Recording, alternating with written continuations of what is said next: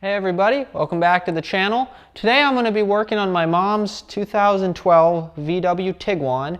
As you can see down here, it has had a little bit of a run-in with a deer. Luckily it was at low enough speeds that it didn't completely destroy the bumper, but I'm going to be working on just replacing the piece of plastic that holds this on, and then also this piece of fender well trim here. And this isn't meant to be a complete comprehensive guide. I already watched a video from another YouTuber, which I'll link below, on how to take the bumper off, which I'm not going to fully remove it, but this is just kind of a general overview that you can try on any car to just give you confidence to try doing body work like this yourself. Since if you go to a body shop, of course, you'd probably report it to insurance then, and it's going to be, $2,000 for a new bumper, and they have to paint match it and everything. So let's just try and see how good we can do ourselves here. Here are the parts. This one here is called the fender flare. And then down here we've got the bumper guide. And what's happened is that when the deer hit, it misaligned so that now some of these tabs are broke off and this whole piece is no longer aligned correctly, so that when I go to press the bumper in, it doesn't stay. That's why it won't stay on.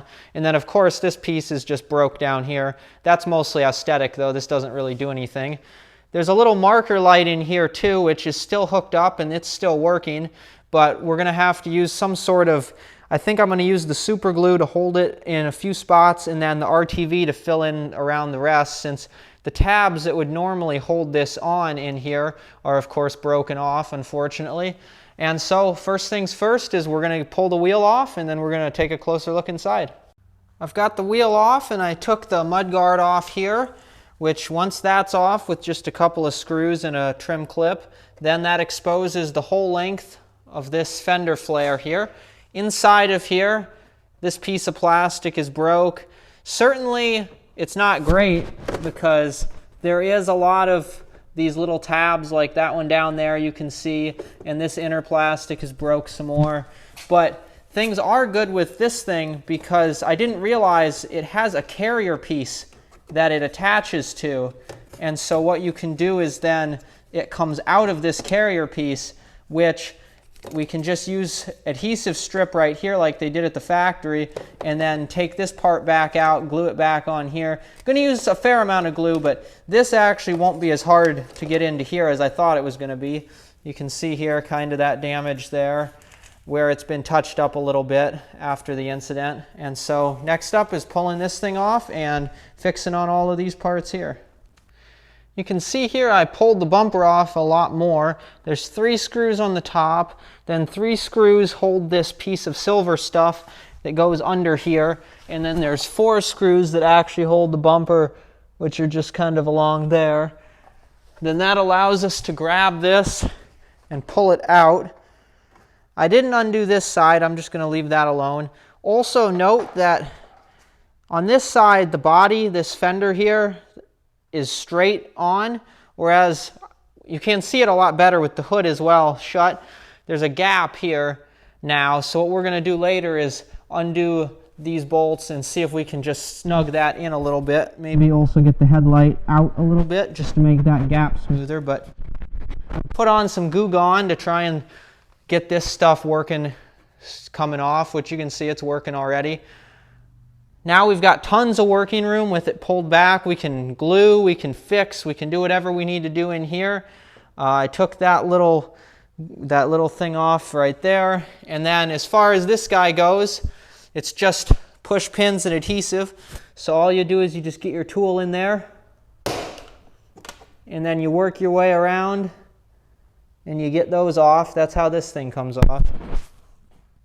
So you can see a lot has happened. I got the fender flare trim off, and then right down through here, leaves and stuff from when you park outside under trees has packed this whole area up under here, so I'm going to use a pan and clean that out.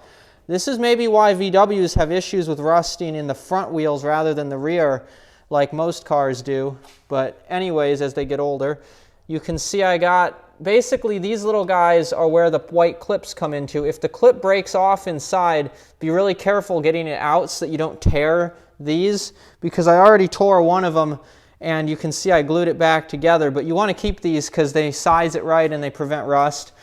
This plastic here I've glued on with where these clips are. You can see maybe a little bit of that.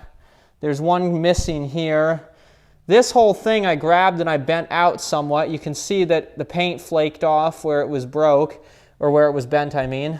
And so as I bend it back, then the Goo Gone is still working, but I've done a few passes and it's pretty much clean.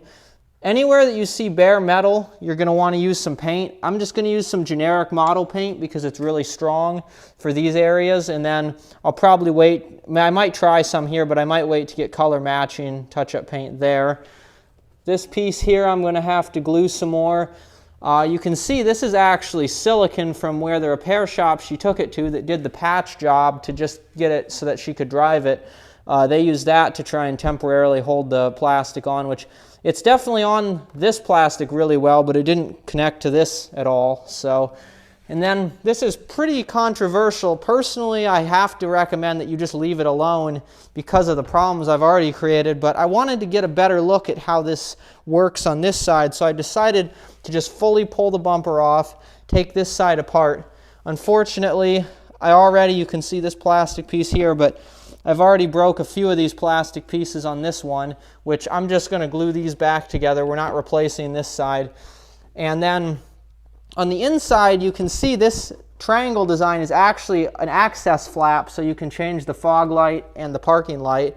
That isn't, so that on the other side, it's not quite as damaged as we thought. That is meant to be cut along there. And then if you're doing this, there is a screw hiding under, there's one here, but there's one hiding under here, and that's the final one that holds the bumper into the bumper guide. So then I'm going to pull this side off. I've got the screws underneath undone, and we're going to take the bumper all the way off so we can figure out how to bend this metal back so that it matches correctly on this side for the bumper guard. You can see the bumper guard here. Basically, there's these holes here and here, and then there's a hole up under here and one up here, and then this tab and this one here, it's supposed to kind of, like this one goes in there and then this one goes in there, and it's supposed to line up, but it's not lining up right now with how bent everything is. I have the bumper all the way off. I was able to wiggle it out of the tabs right here with only minimal damage to this piece right here. I did have to glue it just a little bit, but all of these are still fine, and this is good. I took out the 2 bolts there and there, and you can see the way that this slides in is you got to go at it kind of like that and then put it in, and then it lines up. But anyways, more importantly is I learned how this piece of the support bracket for the entire fender works. Is there's 2 bolts here, and then there's 2 bolts that you get to from the underside here. But look at the shape of it. You can see that it's basically flat, and then it has maybe, I'd say, about 110 or 120 degree angle. It's not 90, it's not perfectly square, but it's not super exaggerated. We'll compare it over here. I've done quite a bit of work in here. I took it out. You can see where the piece here goes. This one, you can, I've already bent it somewhat, but it still needs, this basically needs to come another 30 degrees or so up, so that when I put this back in here, it'll support it correctly. I also undid this bolt, you can see, and slid this over quite a bit so that now the body lines actually line up properly. And so that's the next thing, is going to be fixing this piece and then using some fiberglass and some epoxy to fix these cracks. I used the super glues, the fancy cyanoacrylic, but you still want to use some of that fiberglass stuff if you're going to do that. It might not look like it, but I have got a lot done here. First off is this metal bracket. I went ahead and got it mostly bent back to what I think is correct, and then cleaned and spray painted it black so that it wouldn't rust. If I had known that this was going to be bent beforehand, I would have just bought a new one of these rather than screwing with it, but we got to work with what we have. I didn't show this earlier, but I used some T-Rex tape and some zip ties so that this will still stay a flexible hinge. I might put some undercoating on here though to make it blend in a little better. And then what we've mainly been doing is this fiberglass cloth stuff as well as some epoxy. You can see what I've done is I've covered the cracks that, like on this outside, you can see the crack there. And then down under here, completely covered it with this. And then I was even able to take this and affix it in here so this clip will still work where it was broke out and missing. And this is going to be really strong and actually a little bit, just a hair flexible as well. And so that's going to work well. Then over here I've also got this piece of the bumper was kind of bent in. And so I used a couple of little pieces of popsicle stick to keep those clips in since they weren't wanting to stay. Also over here is that parking light. You can see I've got, it should be dry by now, but I might have used a few too many clamps, but I wanted to make sure to get it glued in equally around everywhere. And then I'll be able to just pop that little light in just like on the other side. I'm getting close to putting the bumper guide back on, but before I do that, these just pop out. You can squeeze them and push them from the back. I noticed that these were pulled out sort of conical because of how it's been hanging off incorrectly. So I'm just using a C-clamp with a thick washer back there to flatten these out so that then when I put the bumper guide on, it'll sit correctly into the holes and be able to screw in properly.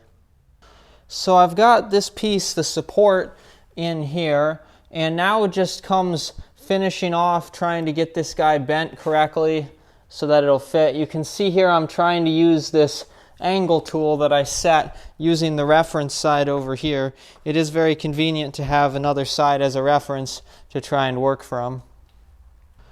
I've got the bumper guide back on, and next comes putting the bumper back on. You can see it's not quite as perfect as it should be. The spacing is a little tighter, but this is as good as we're going to get with what we're working with. It is nice having the reference side over here to be able to look at so that then you can compare the gap and try and get things as close as possible. The bumper is back on, and it isn't as perfect as I had wanted. You can see the gap here is pretty normal, but the gap down here is really tight. Maybe over time it might wear in a little bit, but I think that's just the way it was with everything being so bent up. So next this piece goes on. You have some tape here, adhesive that you take the strips off of, and then I already put these on. They were kind of hard to get in, so I gently used a pair of pliers. Make sure to test fit this as well before you go to put it on, because you want to make sure that you get these little clippy things in the right spot. And as far as the other side goes, since we didn't really do anything, you can see the gap is totally consistent on this side, what you'd expect. Here it is with the fender flare trim back on. Unfortunately, this aftermarket fender flare, while over $100 on eBay, isn't quite as good as I was hoping. You can see the gap isn't right there. You can also see the adhesive showing over here. But either way, it's still a lot better than it was before. It's kind of a hard thing to get an OEM piece for a job like this since we were trying to keep the cost down. You can also see that I used some random spray paints that I had to try and fix this section here. And it doesn't look perfect, but it looks pretty good, and I can always go back over with some automotive color-coded paint later if I want to. But to be honest, I absolutely hate doing automotive painting, and so I think this will work out fine for what we were going for. Well, that's it for this video. Hopefully you enjoyed. As you can see, it turned out to be a lot more work than I was planning. I thought I was just going to be replacing two parts, and it ended up being bending and fixing and gluing and fabricating and all types of stuff. So if you are thinking about doing this type of work yourself, I'd pre-warn you that it can become a lot more than it just looks like on the outside. But overall, I'm still happy that I did it. I learned a lot, and hopefully it gave you confidence to try something like this yourself if you're not wanting to go through the insurance route and do a full professional fix. Anyways, like, subscribe, leave a comment. I'm trying out a new wireless microphone, so let me know what you think about that. Hopefully the audio is a little bit better, and I'll see you next time. Bye.